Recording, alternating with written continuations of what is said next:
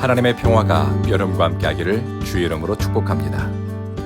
오늘 우리에게 주시는 하나님의 말씀은 마태복음 3장 1절에서 12절 말씀까지입니다.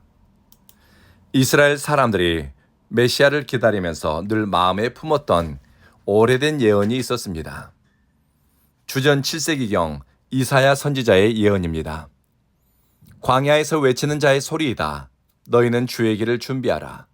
그가 오실 길을 곧게 하라. 메시아가 오기 전 주님의 길을 예비할 선지자가 출현할 것이라는 예언입니다. 이 예언은 세례 요한의 등장과 함께 성취되었습니다. 하나님이 이사야 선지자를 통해 말씀하시고 예언이 성취되기까지 무려 700년의 시간이 걸렸습니다. 하나님은 말씀하시고 또 그 말씀을 이루시는 분이시니 인간에게 소망은 하나님의 신실하심과 한결같음에 있습니다.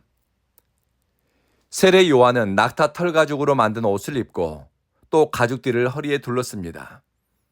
그리고 음식은 메뚜기와 야생 벌꿀을 먹었습니다. 에세네파라는 예수님 당시 사막의 수도 공동체의 생활 습관과 유사합니다. 세례 요한은 유대 광야에서 외쳤습니다. 회개하라. 천국이 가까웠다. 예루살렘과 유대와 요단강 지역에 살던 사람들이 세례 요한의 설교를 듣기 위해 또 그에게 세례를 받기 위해서 찾아왔습니다. 들을 귀가 있는 사람은 예루살렘만이 아니라 광야에서 선포되는 하나님의 말씀에도 귀를 기울입니다. 영혼이 건강한 사람은 성전의 화려한 종교의식에 마음을 빼앗기기보다는 자기 영혼을 살리고 또 영혼을 깨우는 말씀을 듣기 위해 광야를 찾아갑니다. 사람들은 세례 요한의 설교를 들으면서 마음이 움직이고 심령의 변화가 일어났습니다.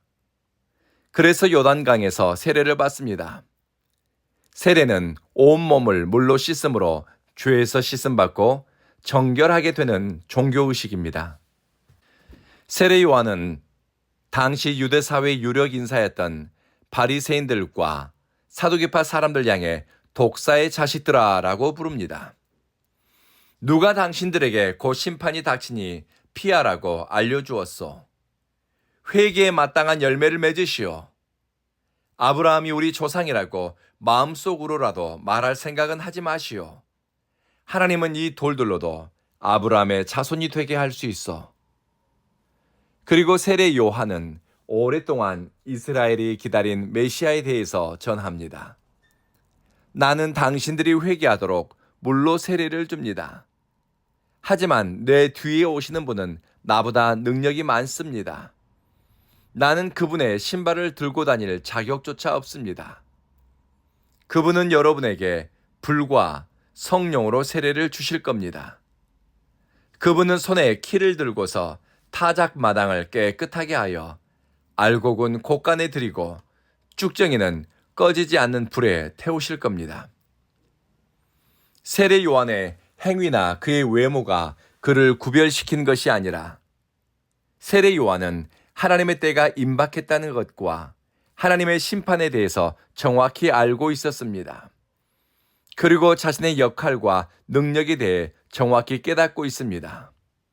뿐만 아니라 메시아로 오시는 분이 어떤 일을 행하시는지 그분의 능력을 구체적으로 알고 있습니다. 세례 요한은 곧 나타날 그리스도는 자신보다 더 크고 위대한 분이시니 자신은 그의 신발을 나를 자격도 안 될 뿐만 아니라 그분의 능력에 비하면 자신은 아무것도 아님을 고백했습니다. 영혼이 건강한 사람은 자신의 사명을 분명하게 깨달으니 분수에 지나치게 행동하지 않습니다. 또 하나님과 막힘없는 사랑의 소통 가운데 있는 사람은 자기에게 주신 능력의 크기를 아니 과함도 없고 또는 너무 부족하거나 인색하지도 않습니다. 세례 요한은 예수 그리스도에 대해 성령과 불로 세례를 주는 분이라고 소개합니다.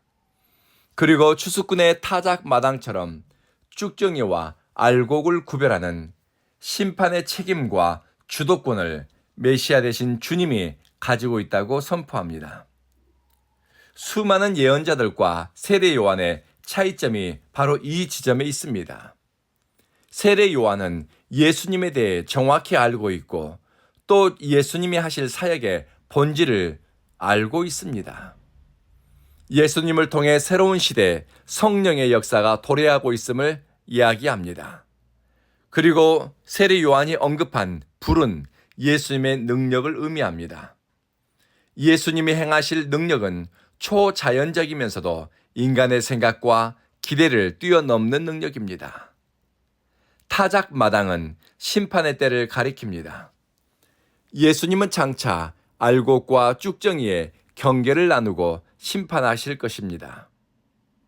세례 요한은 역사의 분기점을 하나님의 뜻의 성취와 예수님을 중심으로 해석하고 있습니다.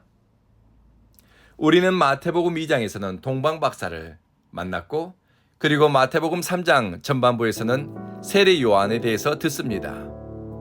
이들은 지식과 지혜를 가졌으나 세상이 말하는 권력과 부, 세상적 영향력은 갖지 못했습니다. 그러나 그들은 예수님을 인식하고 예수님을 위해 선택했던 사람들입니다. 이들을 영광스럽게 하나님이 높이셨습니다. 그들의 삶은 예수 그리스도로 인해서 귀하고 가치 있는 삶으로 빛을 발하게 됩니다. 말씀을 마치겠습니다. 우리 삶을 하나님 나라 관점에서 가치 있게 하는 것은 예수 그리스도를 중심으로 선택할 때입니다. 그리고 예수 그리스도를 중심으로 삶과 역사를 바라보고 또 예수 안에서 하나님의 뜻을 찾을 때 우리는 하나님이 기뻐하는 알곡들을 위한 장소로 인도받게 될 것입니다. 기도하겠습니다.